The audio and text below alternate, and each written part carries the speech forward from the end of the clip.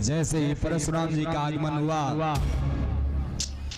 अब परशुराम जी इतने विकराल रूप में आए, एक हाथ में धनुष बाण, एक हाथ में फरसा लिए हुए, लाल लाल आंखें हैं। जैसे ही आए, अब जैसे ही राजाओं ने देखा, सबकी बोलती बंद हो।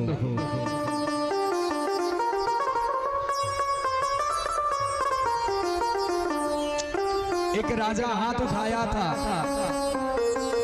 उसी समय परशुराम जी का आगमन हुआ।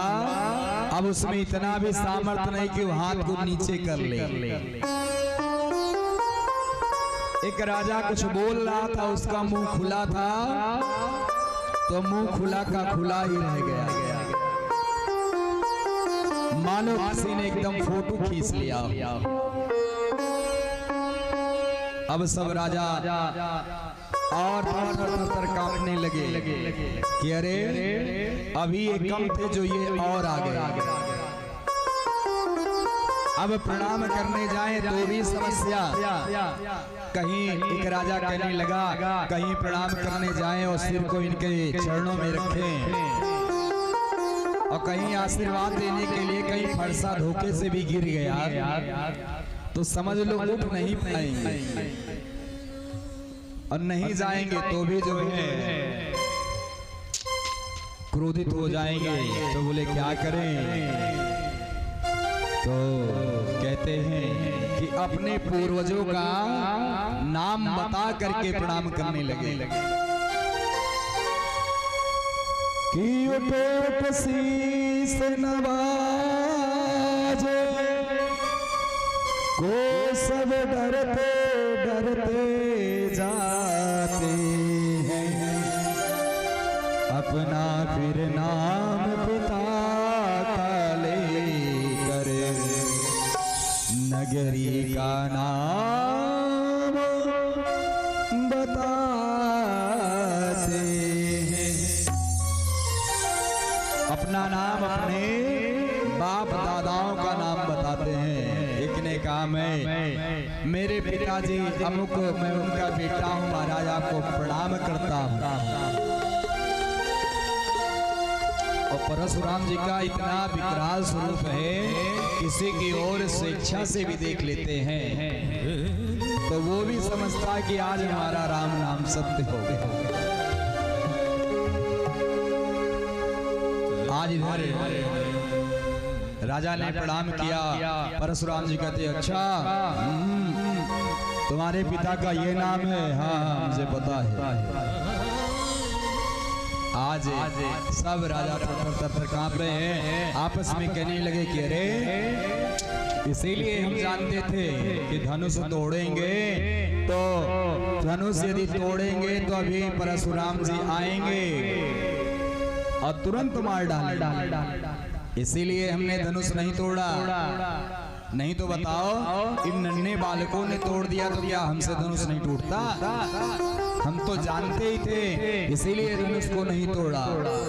आपस में इस प्रकार कहने लगे। उतने में जनक जी आए और जनक जी ने जानकी को बुलाया और जानकी ने प्रणाम किया। परशुराम जी ने कहा सौभाग्यवती भव। तुरंत जानकी जी को भेज दिया जनक जी ने। इतने में विश्वामित्र जी आए। विश्वामित्र मिले पुनि आई, कि पद सरोज मिले दुहाई। जैसे विश्वामित्र जी परशुराम जी से मिले, दोनों ब्राह्मण से एक दूसरे से गले मिलते हैं। और एक संत तो कहते हैं जो परशुराम जी का फरसे वाला हाथ था, विश्वामित्र जी ने मानो दबा लिया और राम लक्ष्मण को कहा प्रणाम करो। और जैसे प्रणाम किया प्रसन्न रहो, और जैसे ही आशीर्वाद दिया और सामने देखा कि शिव का धनुष टूटा हुआ पड़ा।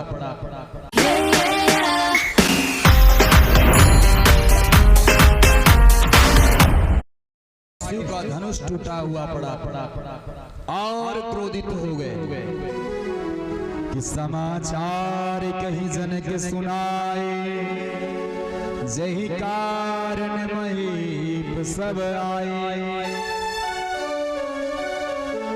महाराज आज बड़े सौभाग्य की बात है, बिटिया का विवाह महोत्सव में आप पधारे, सभी राजा इसीलिए। अच्छा, जैसे शिव जी का धनुष देखा बड़े ही क्रोधित हो गए और जैसे ही बोले जिसने भी इस जो है धनुष को तोड़ा है वह सामने आ जाए, नहीं तो सारे के सारे राजा मारे जाएंगे।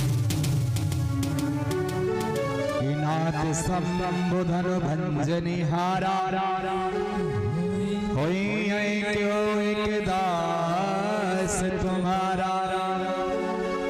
आज जैसे ही सारे राजा थर कांप रहे हैं। बताओ, एक तो धनुष नहीं टूटा, अब ये कह रहे हैं कि सारे राजा यहाँ से मारे जाएंगे।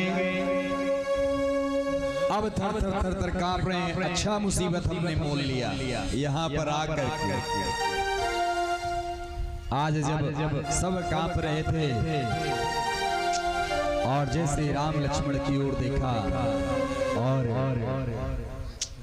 राम जी सामने आए, बोले महाराज आपका ये जो है धनुष किसी आपके दास ने तोड़ा। अरे बोले दास का मतलब दास वही